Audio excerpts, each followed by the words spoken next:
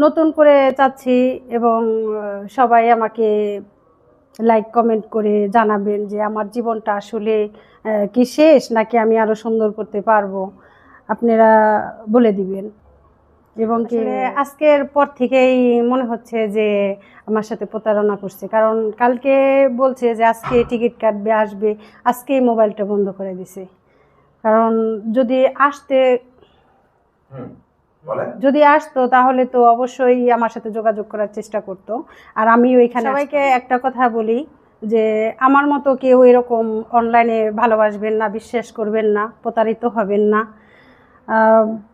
সবাই এই দিক থেকে অনেক সতর্ক থাকবেন। আমার মতো আমি অনেকটা প্রতারিত হয়েছি 3টা বছরে, আমার সাথে এরকমটা হয়েছে যে আমার মতো আমার কথাগুলি, আমার জীবনের কথাগুলি শুনে সবাই জানি সতর্ক হয়ে যায় এবং কি